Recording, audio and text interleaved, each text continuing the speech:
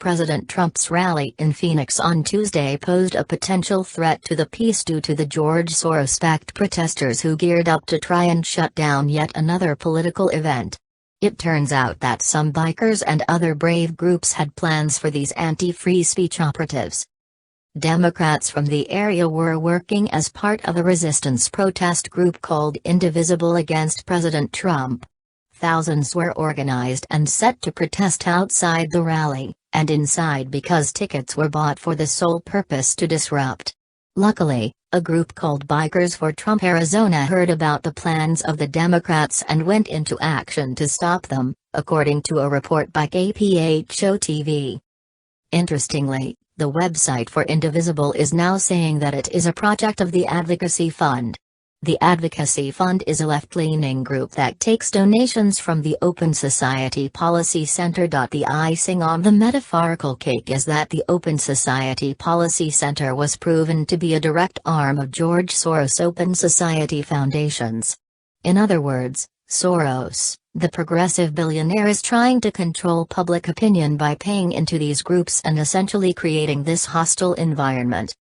USA Today reported that members of Indivisible and the liberal group Women's March met with Democracy Alliance, which is another group of donors all backed by Soros. The purpose of the meeting was to discuss funding. Indivisible Phoenix spoke out about what their plans were for the protest. They stated that the protests would be led by every organization and individual that does not support President Trump. The police in Phoenix stated they would have a heavy presence in the area. However, law enforcement has been standing down during violent riots staged by the left recently. Luckily, there were people in attendance who aren't bought by Soros funding. They made sure that everyone could safely attend the rally.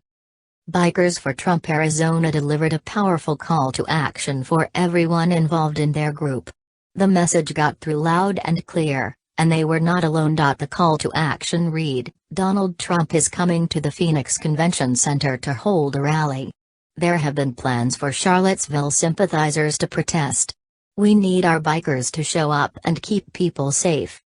The statement continued, "They are supposed to start at 6 o'clock. We think we need to be there by at least 4 o'clock. That is when the doors open. If there are people waiting to get in, we don't want anyone to harass them. Protesters have a right to protest, but they don't have a right to threaten or intimidate." Besides the Bikers for Trump Arizona group, another organization called Stand for Patriotism is said to have helped counter the protesters who were there to stop President Trump from speaking, as well as intimidating his supporters. In a statement, Stand for Patriotism delivered a heartfelt message. It read, "Let's counter-protest them and stand up for God and country." This inspiring display of patriotism and support of free speech is a welcoming movement in the wake of political divisiveness and violence.